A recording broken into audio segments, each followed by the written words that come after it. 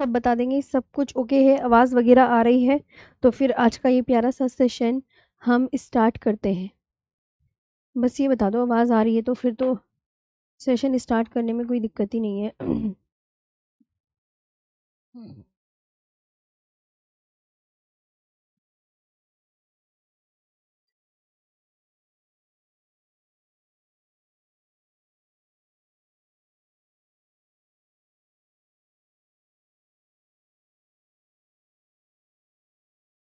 सब कुछ ओके, जल्दी बता दिया करो। हेलो मैम तो हो जाता है, हेलो मैम तो हो जाता है।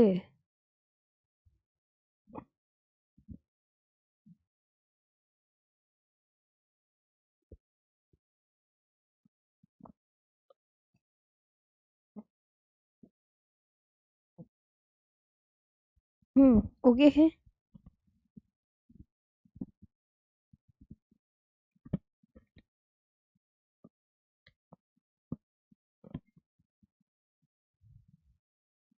यस मैम ओके है सब कुछ, ओके है ना।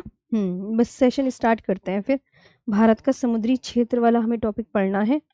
बस सब कुछ ओके हो जाता तो पढ़ने में फिर देरी नहीं होनी चाहिए।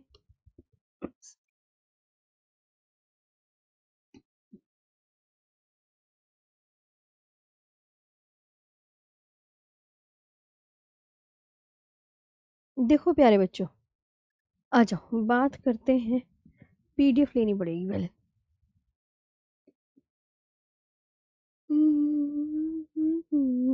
इन भारत का समुद्री क्षेत्र कहाँ कहाँ तक है ये हम बताते हैं। तो देखो भारत का समुद्री क्षेत्र जो ये आसपास का क्षेत्र है ना, इसको हमें आज पढ़ाना है। तो इसका जो टॉपिक है वो है भारत का समुद्री क्षेत्र। जो भारत का समुद्री क्षेत्र है मैं आपको बहुत अच्छे से बताती हूँ। एक अनक्लोज है। तो एनक्लोज क्या है, वो संयुक्त राष्ट्र समुद्री कानून सम्मेलन है। और 1982 का एक अंतर्राष्ट्रीय समझौता है। अब ये जो एनक्लोज है ये कानूनी ढांचा जो समुद्र और महासागरों के उपयोग, समुद्री पर्यावरण और संसाधनों के संबंध में सभी देशों के अधिकारों और जिम्मेदारियों को बताता है। ये एनक्लोज ये बताता है कि इस देश के पास समुद्र का कितना अधिकार है। तो ये कौन बताएगा कि किसी देश के पास समुद्र का, किसी में जैसे भारत देश है तो भारत देश जो है वो समुद्र पर कितना अधिकार जमाए हुए है। भारत देश जो है कि भारत देश को समुद्र का कितना हिस्सा मिलना चाहिए, ये कौन डिसाइड करेगा, ये एनक्लोज डिसाइड करेगा।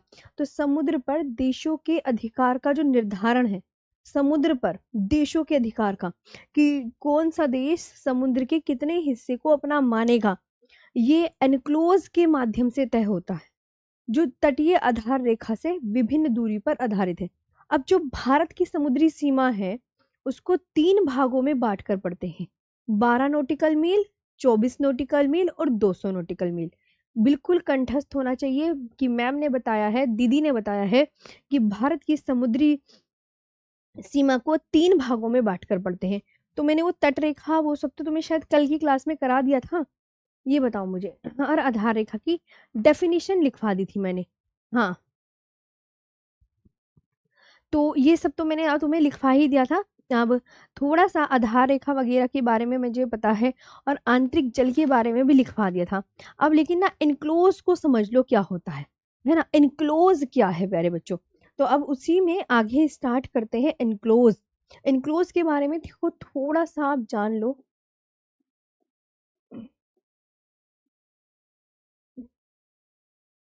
एनक्लोज संयुक्त राष्ट्र समुद्री कानून सम्मेलन है। संयुक्त राष्ट्र, राष्ट्र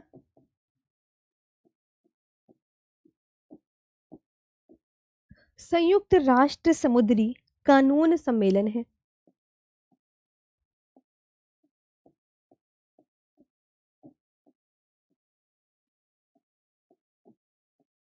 समुद्री कानून सम्मेलन है और 1982 का एक अंतर्राष्ट्रीय समझौता है। 1982 का एक एक अंतर्राष्ट्रीय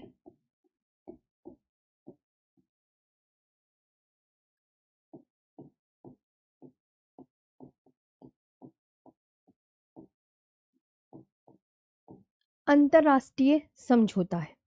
ये कानूनी ढांचा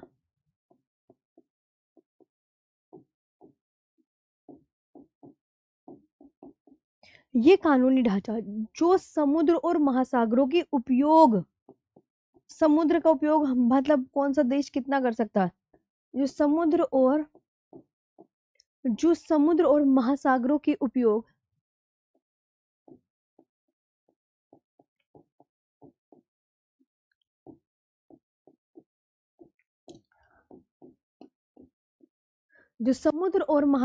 उपयोग समुद्री पर्यावरण,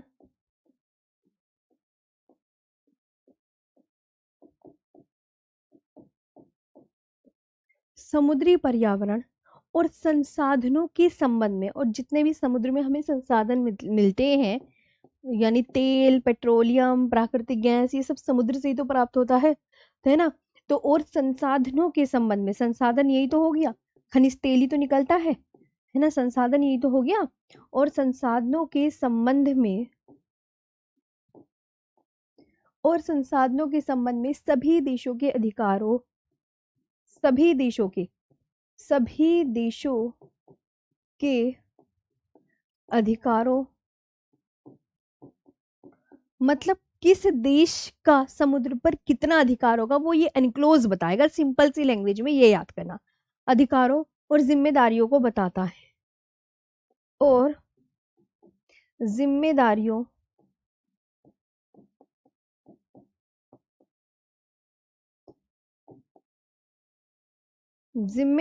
को बताता है, जिम्मेदारियों को बताता है। अब समुद्र पर देशों के अधिकार का निर्धारण, समुद्र पर देशों के अधिकार, प्रॉपर नोट्स बनाने हैं, एंड तक मेरे साथ ऐसे ही बना रहना है, प्रॉमिस करो। एक एक क्लास आपको देखनी है, कोई भी बच्चा ऐसे नहीं करेगा कि हम एक क्लास छोड़ेंगे। समुद्र पर देशों के अधिकार का निर्धारण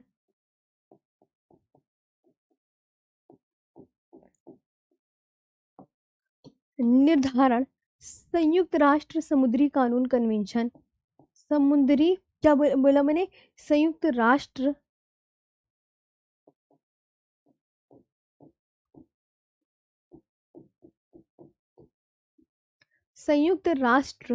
समुद्री कानून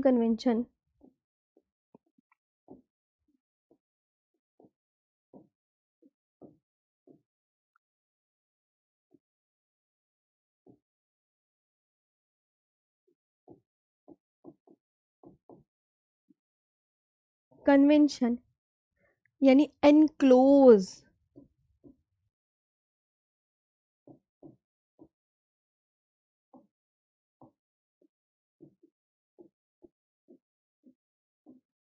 समुद्री कानून कन्वेंशन के माध्यम से होता है,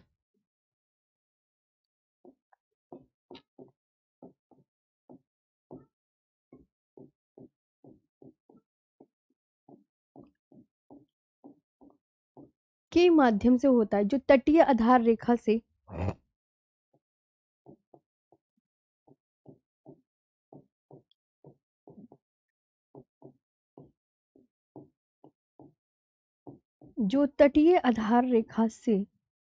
से विभिन्न दूरियों पर आधारित है, विभिन्न दूरियों पर आधारित है। क्योंकि जो भारत की समुद्री सीमा है ना, वो भी तो 3 भागों में डिवाइड है, इसलिए विभिन्न दूरियां लिख दी, अलग अलग दूरियों पर निर्धारित है, विभिन्न दूरियों पर आधारित है, क्योंकि भारत की समुद्री सीमा को भी 3 भागों में बांट कर पढ़ते हैं। कोई कहे एनक्लोज, तो 1982 का एक अंतरराष्ट्रीय समझौता है, ये तो मैंने आपको बता ही दिया। अब मैं आपको एक मैप बना के दिखाती हूँ सभी दोस्तों को, देखो।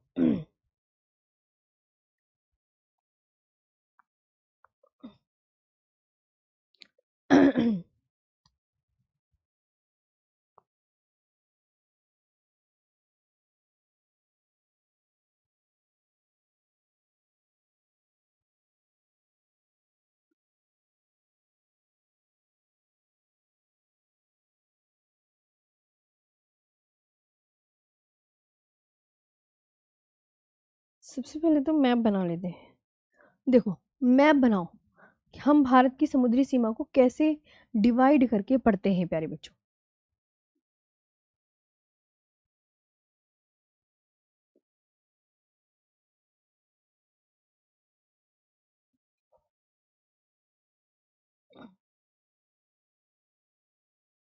देखो, ये हुआ। अब तुम यहाँ पे से 3 लाइनें खींचना। देखो, एक तो ये लाइन, एक एक ये वाली लाइन, थोड़ी सी चौड़ी है ना, एक ये ग्रीन कलर में, और एक आप लो ब्लैक कलर में, है ना। अब मेरी बात प्यारे बच्चों ये सुनो, मैंने कितनी रेखा खींची, तुम भी ऐसी रेखा खींचो, मैं तभी तो तुम्हें बताऊंगी। अब मैंने प्यारे बच्चों ये बोला, इसकी, ये देखो प्यारे बच्चों, यहाँ पर मैं आपको एक एक चीज बताते ही चलूंगी। मैंने कहा प्यारे बच्चों ये आधार रेखा है। इस वाली रेखा को प्यारे बच्चों क्या कहते हैं? आधार रेखा। आधार रेखा को बेस लाइन बोलते हैं प्यारे बच्चों, बेस लाइन, बेस लाइन बोलते हैं। और यहां मैंने क्या करा, इस आधार रेखा और मुख्य भूमि, आधार रेखा और मुख्य भूमि के अंदर मैंने क्या भर दिया, देखो ये क्या भर दिया, पानी। तो अब इस पानी को क्या बोलेंगे भाई? पानी जब भर गया आधार रेखा और मुख्य भूमि के बीच में, तो इस पानी को बोला जाता है आंतरिक जल। और बच्चों ये समुद्र का खारा पानी होता है। ये क्या होता है? समुद्र का खारा पानी होता है। ये क्या होता है? आंतरिक जल।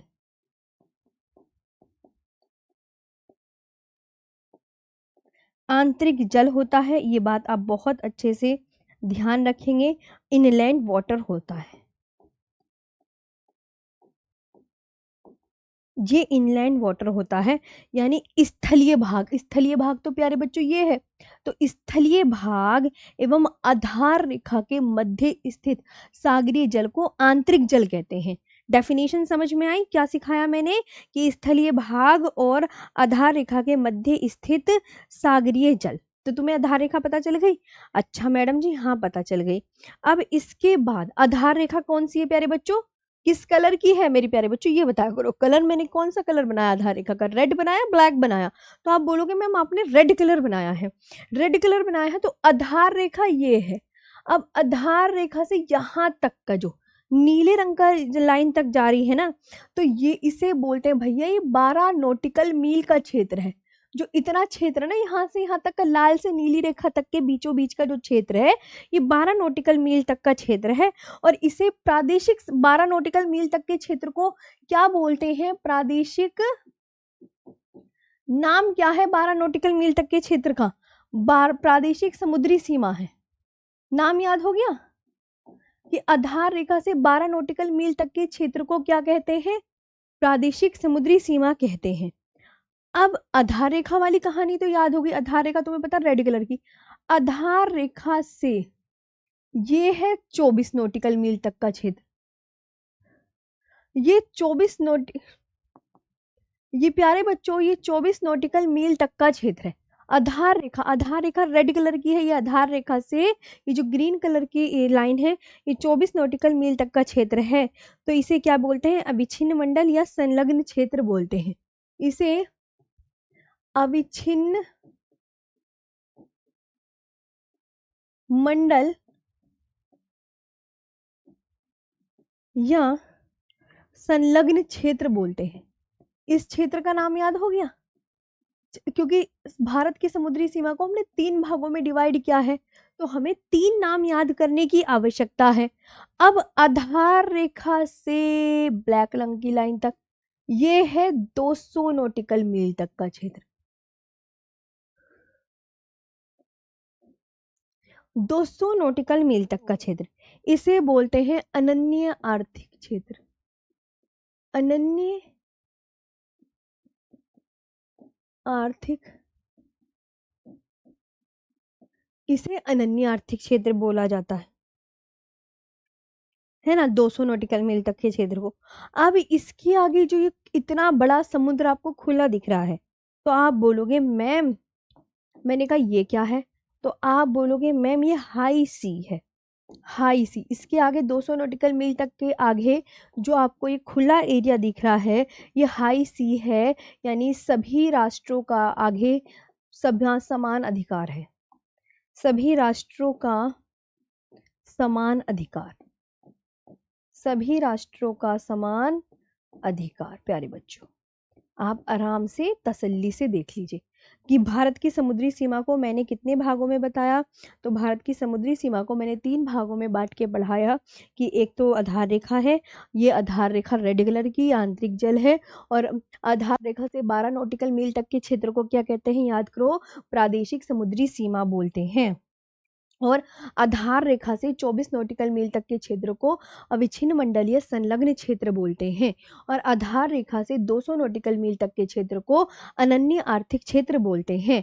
अब 200 नॉटिकल मील के आगे प्यारे बच्चों ये खुला समुद्र दिखता है, तो इसे बोलते हैं हाई सी, यानी सभी राष्ट्रों का समान अधिकार। इस पे सभी राष्ट्रों का समान अधिकार है, ये आप बहुत अच्छे से याद कर लेंगे। यहाँ तक कोई दिक्कत, कोई परेशानी? बस इतनी अगर आपने सीख लिया कि मैम हमें सबका याद करना है, मैंने कहा जी। अब मुझे बताओ ओके है सब? हम्म, यहाँ तक आपको याद हुआ कौन कहाँ तक है? हाँ, कुछ देखो, कुछ ज्योग्राफी के थोड़े टफ से चैप्टर होते हैं, ऐसा नहीं है कि सब कुछ टफ नहीं होता, बहुत सा टफ होता है, तो उन्हें अच्छे से पढ़ना है ना, अच्छे से। मैम आप,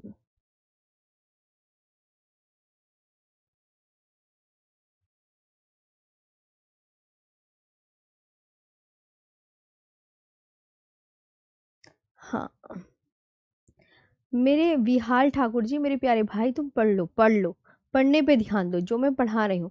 सुबह से बाल तक नहीं बनाए मैंने, ये ध्यान रखो। हाँ, ऐसे ही पढ़ाने लग जाती हूँ खड़े होके, ठीक है। अब तुम कुछ एक बेसिक से पॉइंट्स याद रखो, तुम्हें ये तो तुम्हें समझ में आ गया है कि यहाँ पर बेसिक पॉइंट बच्चों क्या याद करने हैं, कुछ इंपॉर्टेंट पॉइंट है। जैसे 1 नॉटिकल मील कितना होता है, बताओ?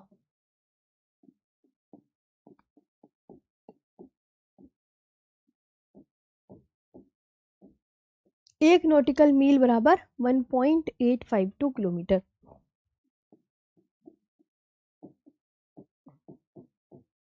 1.852 किलोमीटर। और 1 फेदम बराबर 6 फीट। ये ध्यान रखो। एक नोट और लिखो, समुद्र की गहराई को हम किस में मापते हैं? क्वेश्चन पूछा जाए तो आप क्या बताओगे? तो समुद्र की गहराई को हम फेदम में मापते हैं। और कल मैंने क्लास में आपको सब बता दिया था। कल मैंने आपको आधार रेखा और भी आंतरिक जल, कल आधा जो टॉपिक है वो कल की क्लास में करा दिया था। चलो, ये तो हो गई बात, अब आगे आगे बढ़ते हैं। We measure the depth of the सी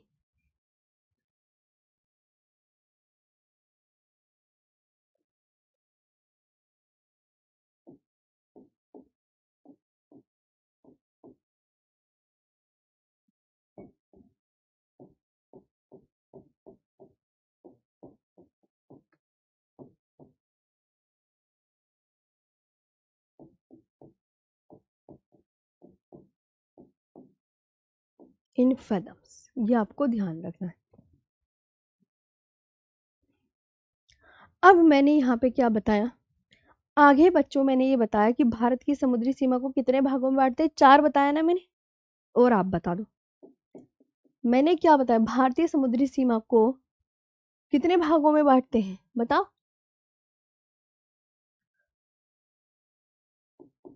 भारतीय समुद्री सीमा को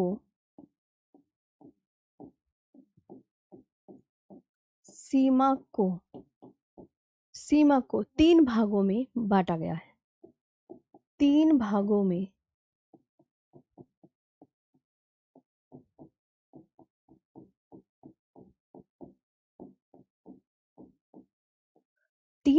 में बांटा गया है, ये आप ध्यान रखना। तो नंबर एक का नाम बता दो क्या है। नंबर एक आप बोलोगे मैम प्रादेशिक जल सीमा।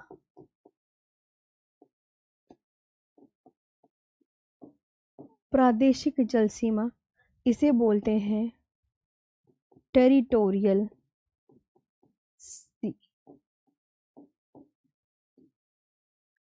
है।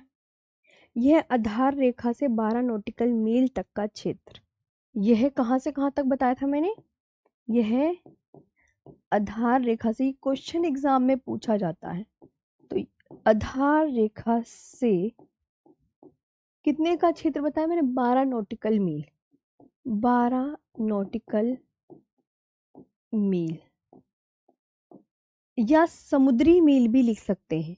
यह समुद्री मील तक का क्षेत्र, नॉटिकल मील ना दे रखा हो तो या समुद्री मील तक का क्षेत्र, ये ध्यान रखें, है ना।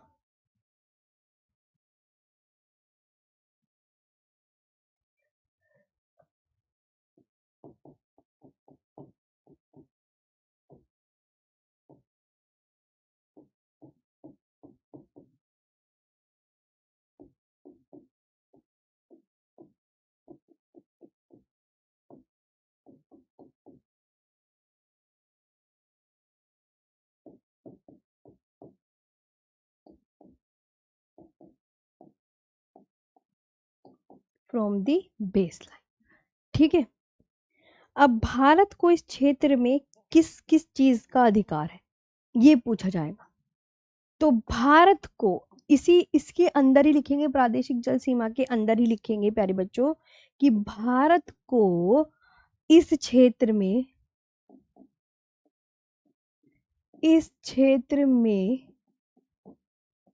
कुछ भी मिले, द्वीप या कुछ खनिज तेल, मछलियां, कुछ भी मिले क्षेत्र में, सभी प्रकार के संसाधनों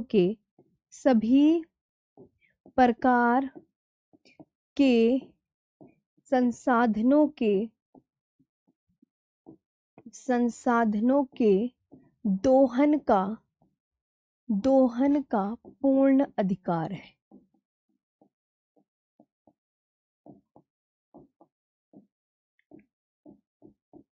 पूर्ण अधिकार।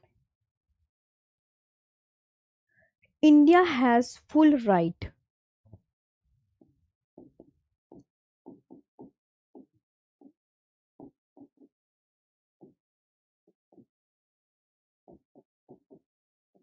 India has full right to exploit all types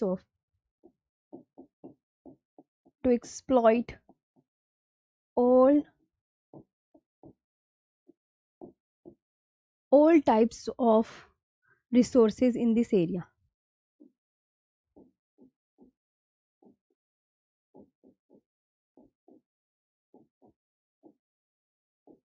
ठीक है, भारत को इस क्षेत्र में सभी प्रकार के संसाधनों के दोहन का पूर्ण अधिकार है। India has full right to exploit all types of resources in this area. कुछ भी निकले, मछली निकले, खनिज तेल निकले, प्राकृतिक गैस निकले, एसेट्रा, कुछ भी, ईटीसी कुछ भी निकले। हाँ, तो ये आपको ध्यान रखना है। तो ये आपको बहुत अच्छे से याद रखना है।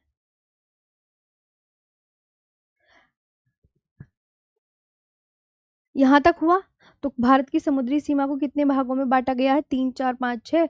तो आप हमेशा याद रखना 3 भागों में बांटा गया है, इससे आगे का ही यही याद रखना है।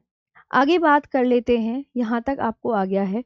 तो 2 ही पॉइंट आपको इसमें याद रखने हैं जो अब मैंने आपको बताया है। इसके बाद अब आता है अविच्छिन्न मंडल या संलग्न क्षेत्र। अब हम किसके बारे में बात करेंगे, तो आप बोलोगे मैम अविच्छिन्न मंडल या संलग्न क्षेत्र की बात करेंगे।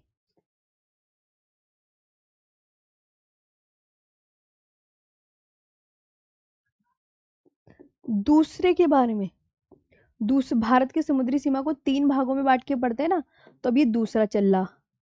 अविच्छिन्न मंडल, ये इसमें तो सभी संसाधन क्या होंगे, खनिज तेल, प्राकृतिक गैस, मछली, जितने भी कुछ भी निकले वो सब इसका अधिकार रहेगा। अविच्छिन्न मंडल, या इसे दूसरा नाम भी बोलते हैं संलग्न क्षेत्र,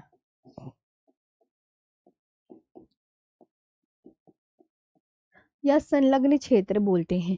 तो इसे इंग्लिश में क्या बोलते हैं, इंग्लिश में भी याद करो, कंटीगुअस जोन। ये आपको ध्यान रखना है। कंटिगुअस, यह आधार रेखा से 24 समुद्री मील तक का क्षेत्र है। यह आधार रेखा से कहां तक का, वेरी इंपॉर्टेंट, यह आधार रेखा से, यह आधार रेखा से मैंने क्या बताया, 24 समुद्री मील तक का क्षेत्र है। 24 समुद्री मील तक का क्षेत्र।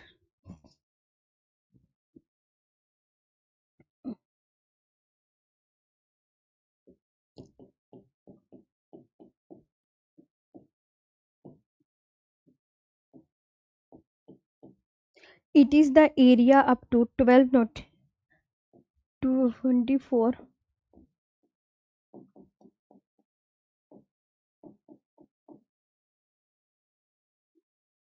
from the baseline, from the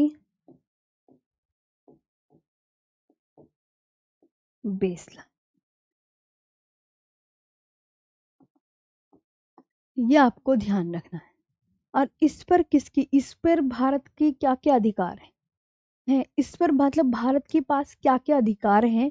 तो भारत के पास जो जो अधिकार हैं, है ना, यानी सीमा, भारत के पास अधिकार, किस किस का अधिकार है भारत के पास, एक तो है सीमा शुल्क का अधिकार, सीमा शुल्क, सीमा शुल्क का अधिकार यानी कस्टम ड्यूटी, किसका ध्यान रखना, कस्टम ड्यूटी। इसके बाद साफ सफाई की जिम्मेदारी, साफ सफाई की जिम्मेदारी, मतलब यहाँ तक उसे भैया साफ सफाई की जिम्मेदारी है भारत के ऊपर, तो भारत को साफ सफाई का भी ध्यान रखना पड़ेगा। साफ सफाई की जिम्मेदारी, responsibility for cleanliness.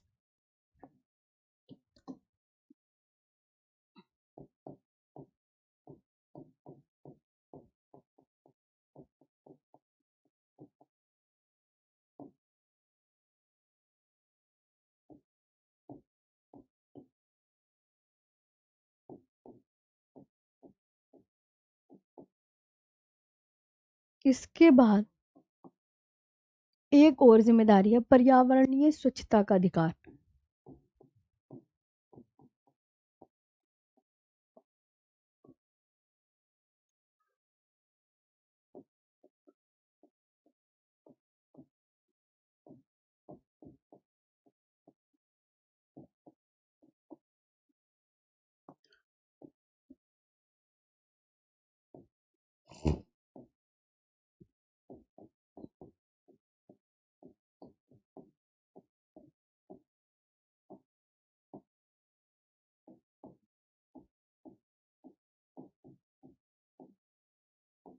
Right to environment cleanliness, मतलब भारत के पास 3 जिम्मेदारियां हैं इस अविच्छिन्न मंडल तक, यानी 24 नॉटिकल मील तक की, वो सीमा शुल्क, कस्टम ड्यूटी, साफ सफाई की जिम्मेदारी, पर्यावरणीय स्वच्छता का अधिकार।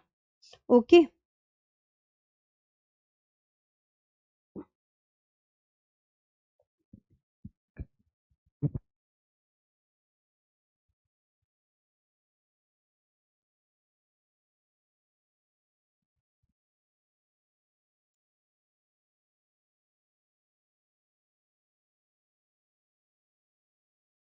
सीमा शुल्क तो तुम्हें पता होगा, वह टैक्स या कर है जो सरकार द्वारा किसी देश की अंतर्राष्ट्रीय सीमाओं के पार, अगर वो अंतर्राष्ट्रीय भारत की रेखाओं को पार कर लेते हैं दूसरे देश के लोग, तो उन पे सीमा शुल्क लगता है, ये ध्यान रखेंगे।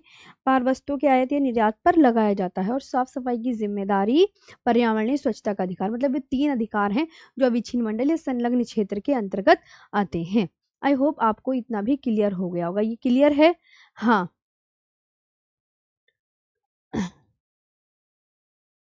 हम्म। इसके बाद आप यहाँ पर ध्यान देंगे, तीसरा है और आखिरी, अनन्य आर्थिक क्षेत्र। बस लास्ट बचा है, तीसरा क्या है?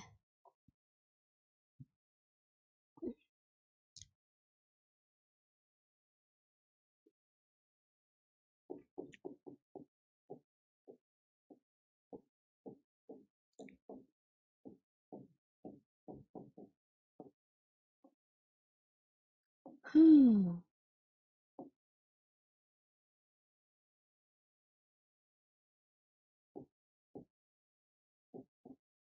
अनन्य आर्थिक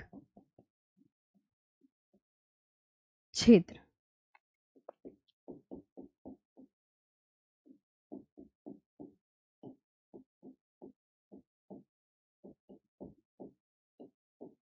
एक्सक्लूसिव इकोनॉमिक जोन, ये ध्यान रखना, ये आधार रेखा से 200 नॉटिकल मील तक का क्षेत्र है।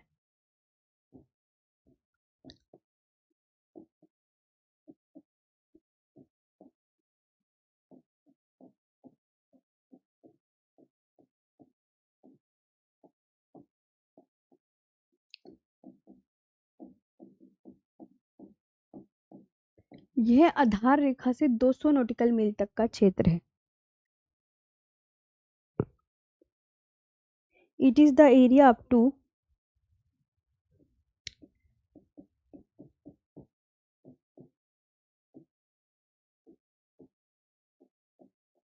It is the area up to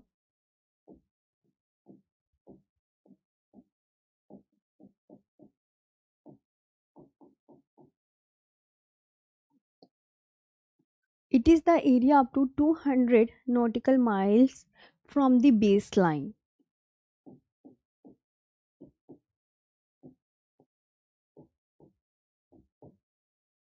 from the baseline. अब यहाँ तक याद रखना, इसको क्या क्या अधिकार मिले हुए हैं। मछली पकड़ने और तेल निकालने का अधिकार, यहाँ तक मछली पकड़ने और तेल निकालने का अधिकार, तेल निकालने का अधिकार, मछली पकड़ने और तेल निकालने का अधिकार है 200 नॉटिकल मील तक। याद रखना, right to fish and extract oil,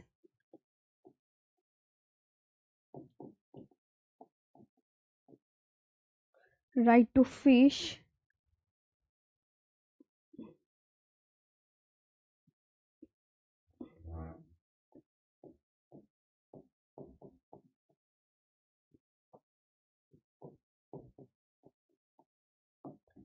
extract oil. और आगे ये ध्यान रखेंगे, यहाँ इससे जो 200 नॉटिकल मील तक कोई भी अगर नया द्वीप निकलता है, नया द्वीप, और वो किसी अन्य देश ने भी खोजा है कि भैया, तो वो भी भैया भारत का ही अधिकार आएगा उस पर, भारत के ही अंडर में रहेगा। ध्यान रखना। इसके बाद, अब इस अनन्य आर्थिक क्षेत्र के बाद क्या बचता है प्यारे बच्चों? तो इसके बाद हाई सी, हाई सी को हिंदी में बोलते हैं उच्च सागर, हाई सी को हिंदी में बोलते हैं उच्च सागर। कि आगे तो खुला समुद्र ही बसता है जहां सभी राष्ट्रों का समान अधिकार होता है। इस 200 नॉटिकल मील के बाद उच्च सा 200 नॉटिकल मील के बाद क्या बसता है? उच्च सागर।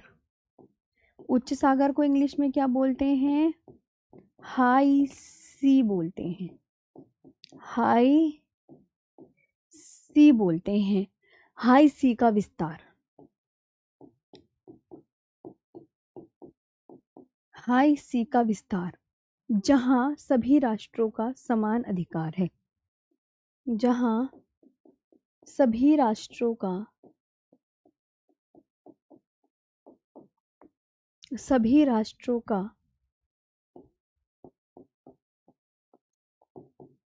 समान अधिकार। ठीक है। After this,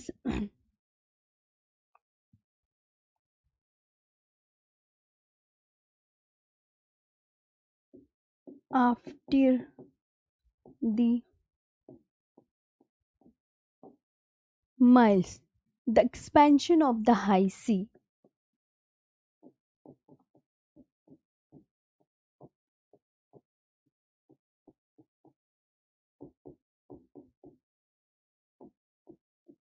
the expansion of the high sea, where all nations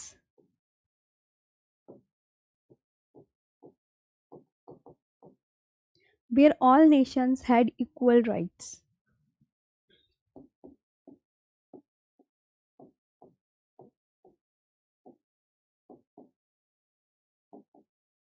equal rights. तो ये टॉपिक आपका खत्म हो गया है। भारत की समुद्री सीमा को 3 भागों में पढ़ते हैं, ये सो वो। अब बता आज का सेशन कैसा लगा?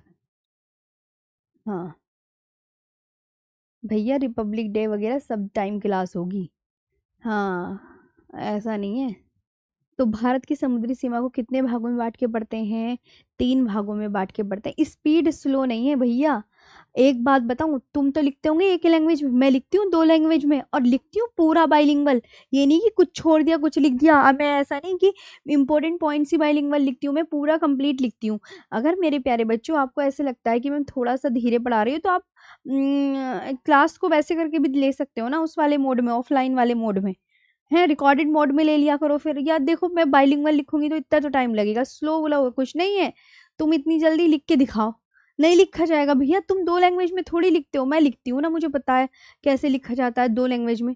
तुम क्या जानोगे किसका दर्द है, तुम्हें क्या पता किसी चीज का दर्द। चलो, है यहाँ तक। तो भारत की समुद्री सीमा को 3 उसमें, प्रादेशिक समुद्री सीमा, कंटिगुअस जोन, और वो अनन्य आर्थिक क्षेत्र। क्या क्या काम होता है देख लो उसके। 200 नॉटिकल मील के बाद उच्च सागर बसता है, जहाँ सभी राष्ट्रों का समान अधिकार है। आई होप आपको ये वाला सेशन बहुत अच्छे से मेरे प्यारे बच्चों क्लियर हो गया होगा। अब बचा क्या है? पहला चैप्टर तो वैसे भी कंप्लीट हो गया है पहला चैप्टर तो कंप्लीट हो गया है। अब कहानी आती है पहले चैप्टर में। कुछ इंपॉर्टेंट फैक्ट्स कैसे? जैसे यहाँ पर तुम्हें ये तो देखो भैया, राजधानी और राज्य तो मैं अपने हाथों से लिख के करवाने की नहीं। ये तो तुम समझदार हो इतने प्यारे बच्चे। पहला चैप्टर हो गया है फिनिश, लेकिन अब थोड़ा सा इसका काम रह गया है। ये राजधानी तो तुम खुद पढ़ लोगे। किसी बच्चे के पास अगर राजधानी ना हो, यूनियन टेरिटरी ना हो, तो वो आप खुद यहाँ से देख के कर लोगे ना। ये तो यस मैम बोल दो ना कि हाँ मैम, राजधानी हम इससे कर लेंगे, है ना प्यारे बच्चों। देखो, तुम्हारे लिए मैं सब कुछ करूंगी, तो इतना काम तो तुम्हें मेरी भी माननी पड़ेगी। ये बिहार की पटना, राजघर झारखंड की रांची, उड़ीसा की भुवनेश्वर, पढ़ाता कोई नहीं है, लेकिन मैं दे रही हूँ आपको, है ना, राजधानी वगैरह। कर लोगे? हाँ मैम हम कर लेंगे। केंद्र शासित प्रदेश और उसकी कैपिटल कर लोगे? पीडीएफ से ना पढ़ाने की मैं बिल्कुल भी, ये ध्यान रखो। लेकिन कैपिटल तो तुम कर लोगे पीडीएफ से। यूं तो कह दो करो, हाँ मैम कर लेंगे, पीडीएफ से कर लेंगे कैपिटल तो। पीडीएफ अब मैं कैपिटल भी लिखूंगी तो भाई ऐसे तो हो नहीं पाएंगी। ये केंद्र शासित प्रदेश 1 2 3 4 5 6 7 8, और ये उनकी कैपिटल, ये भी कर लोगे? हाँ जी मैम, ना मत करना बस कि मैम हाँ कैपिटल वूपिटल हम सब कर लेंगे। और ये तो तुम्हारी बात हो गई है यहाँ पर। चलो, तो यहाँ तक आपको आया समझ में? देखो बच्चों, जो इम्पोर्टेंट है ना, मैं वो आपको खुद ही करवा दूंगी। और इसके बाद आपको एक चीज और बता दी, एक और डालो। ये तो तुम खुद कर लोगे, है ना। ये कैपिटल उपिटल ना देख लो, खुद कर लेना, और इम्पोर्टेंट पॉइंट्स जो दिए रहूंगी वो कर लेना। इम्पोर्टेंट पॉइंट्स भी मैं एक बार पढ़ा दूंगी, सारे पुराने जितना भी है ना, जैसे निचोड़ होता है ना प्यारे बच्चों, वो दूंगी मैं तुम्हें एक, है ना। तो यहाँ तक हमारा हो गया। कैपिटल तुम खुद कह रहे हो मैम हम कर लेंगे, इतना तो काम हम कर ही सकते हैं, इतने तो हम होशियार बच्चे हैं ही। मैंने कहा बहुत बढ़िया। अब प्यारे बच्चों आ जाओ, एक चीज और पढ़ते हैं। भारतीय राज्यों की सीमा से संलग्न देश। भारतीय राज्यों, आज ये चैप्टर फिनिश है मेरे प्यारे बच्चों, ये तालियां बौछार कर दो जल्दी से, प्यारी सी स्माइल कर दो सब। भारतीय, आज मेरे साथ पहला चैप्टर पढ़ के आप मुझे सच सच बताना कैसे लगे, और कंप्लीट पढ़ाऊंगी मैं। भारतीय राज्यों की सीमा से संलग्न देश, और कल को हम मतलब, लो भैया इतनी कितने दिनों में चैप्टर खत्म हुआ, एक सामान्य परिचय था, लेकिन सामान्य भी मुझे लग गया पता नहीं कितनी क्लासेस हो गई, कितनी क्लासेस हो गई सामान्य परिचय की है भैया, इतनी क्लासेस हो गई। जैसे मणिपुर है प्यारे बच्चों, तो जो मणिपुर है ये किस देश के साथ अपने बाउंड्री को शेयर करता है। अरुणाचल प्रदेश है, ये किसके साथ अपनी बाउंड्री को शेयर करता है। मतलब मैं कुछ कुछ इंपॉर्टेंट्स बता देती हूँ। जैसे ये मणिपुर और अरुणाचल प्रदेश, ये आप बोलोगे मणिपुर तो मैम म्यांमार के साथ अपने बॉर्डर को शेयर करता है, और अरुणाचल प्रदेश जो है ये चीन, भूटान और म्यांमार के साथ।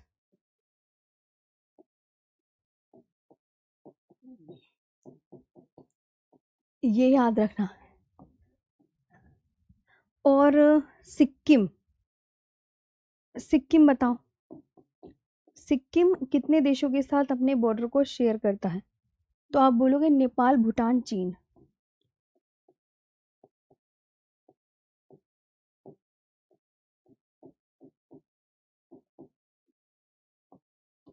है ना। सिक्किम और मेघालय सिर्फ बांग्लादेश के साथ। अभी मैं मैप में भी दिखा दूंगी 2 मिनट के लिए।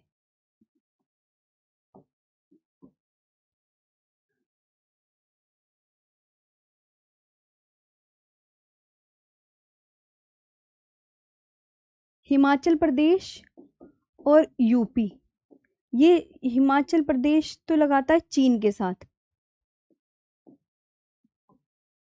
हिमाचल प्रदेश सिर्फ चाइना के साथ अपने बॉर्डर को शेयर करता है। और यूपी और बिहार, यूपी और बिहार ये अपना, ये जो है किसके साथ, नेपाल के साथ अपने बॉर्डर को शेयर करते हैं, नेपाल के साथ अपने बॉर्डर को शेयर करते हैं। मणिपुर, मणिपुर और नागालैंड, यहाँ नागालैंड भी लिख लो कि मैम नागालैंड भी जो है म्यांमार के साथ अपने बॉर्डर को शेयर करता है ना। मणिपुर और नागालैंड भी। गुजरात, पंजाब, राजस्थान, गुजरात, पंजाब एंड राजस्थान, ये जो है ये जो है आपको ध्यान रखना है, ये पाकिस्तान के साथ अपने बॉर्डर को शेयर कर रहे हैं।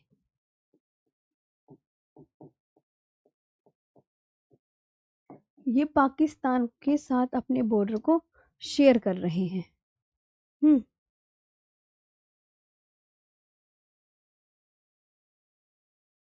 मिजोरम, बांग्लादेश और म्यांमार के साथ।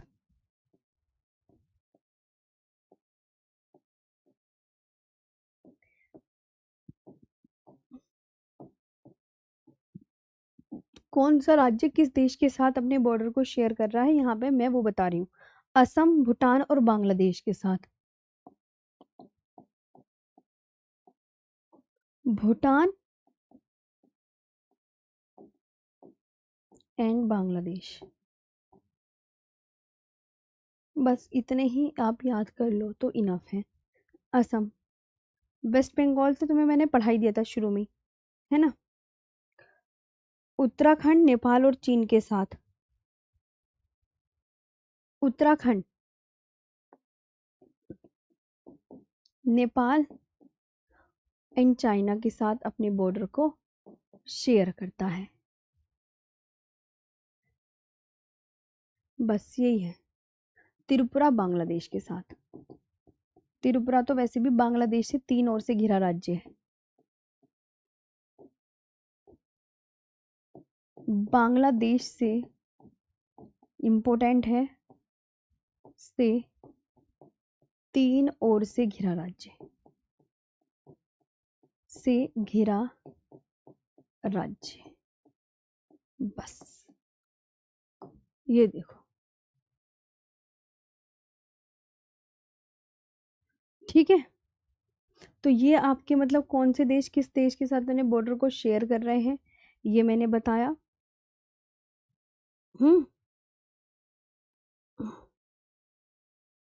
बस। और ये तुम्हारा इम्पोर्टेंट पॉइंट्स जिसे निचोड़ बोलते हैं ना, वो है यहाँ से। ये आपके मतलब जो मैंने पढ़ा दिया अब तक उसके ये 1 लाइनर क्वेश्चन है पूरे, और इसमें PYQ भी है नीचे, और बस ये सेशन खत्म। तो ये तो तुम खुद ही कर लोगे।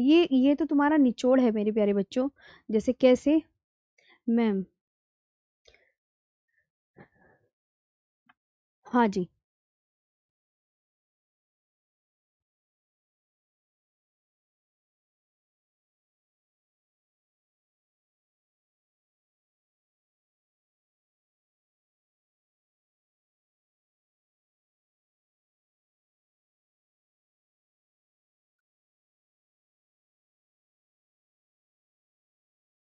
लद्दाख 3 देशों के साथ अपने बॉर्डर को शेयर करता है, चीन, पाकिस्तान, अफगानिस्तान।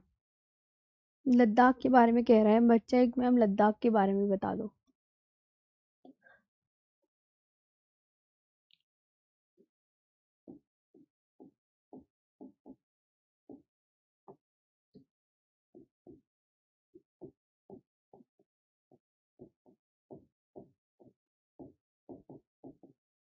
बस और कुछ थोड़ी बताना, अब तो हो गया। जम्मू कश्मीर सिर्फ पाकिस्तान के साथ अपने बॉर्डर को शेयर करता है।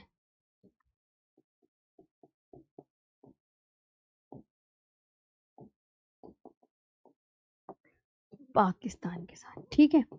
अब ये निचोड़ और ये PYQ, ये कि पढ़ लो खुद ही, तुम्हें सब अब तो तुम्हें याद होगा ये सब चीजें। ये होगा तुम्हारा, ये निचोड़ है मतलब पूरे चैप्टर का निचोड़। प्यारे बच्चों ये क्या है, ये लिख दिया मैंने, ये जो है पूरे चैप्टर का निचोड़। इसमें 1 लाइनर क्वेश्चन है, पूरे चैप्टर का निचोड़ की 1 लाइनर क्वेश्चन से आप कैसे याद करोगे। ये वो है कि बुद्ध काल में भारतवर्ष किस लोकप्रिय था, सर्वप्रथम इंडिया शब्द का प्रयोग भारत की किस भाषा में किया गया था, ग्रीक, यूनानी, क्षेत्रफल 3287 है, ये चतुष्कोणीय है, ये पुराने स्रोतों में ये है। ये तो तुमने पूरा याद कर रखा है ना, ये तो तुम्हें याद कराने की जरूरत नहीं है ना। 82.5 डिग्री प्रयागराज, मिर्जापुर, ये मौका 8 राज्यों से गुजरती है। कर्क रेखा भारत की किस पड़ोसी देश से होकर गुजरती है, बांग्लादेश से। और ये पिग्मेलियन पॉइंट बड़ा निकोबार।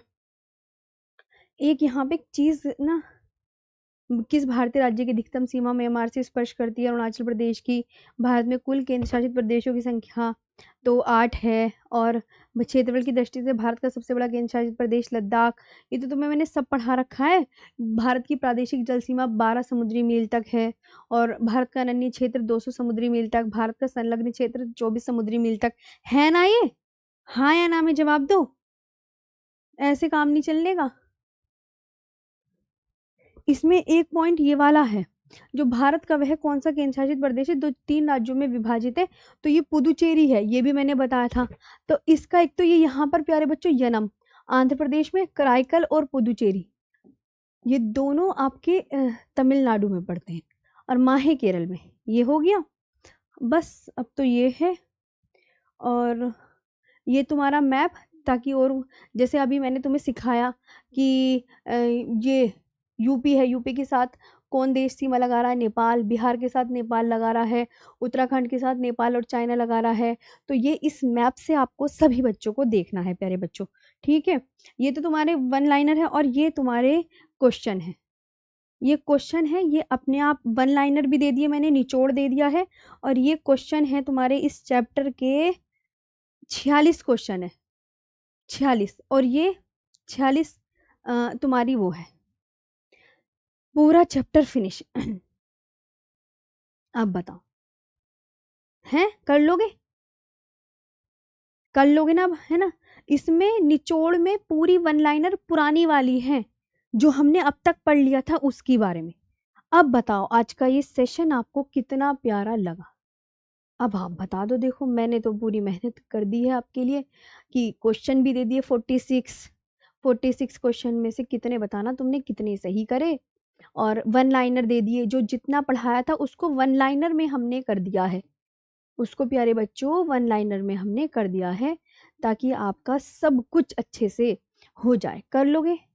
राजधानियां भी दे दी मैंने कहा राजधानी भी पढ़ लोगे, कभी कैपिटल वगैरह याद ना हो तो कम से कम किसी चीज की देख तो लोगे। बताओ और क्या हेल्प चाहिए पहले चैप्टर में? बता दो तुम कि मैम ये वाली हेल्प चाहिए।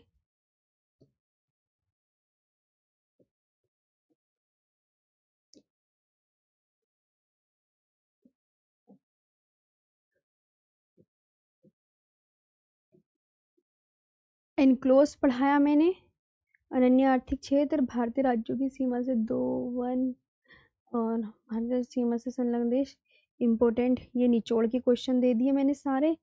और आपको ये दे दी राज्यों केंद्र शासित प्रदेश राजधानियां और क्वेश्चन। पहला चैप्टर समाप्त।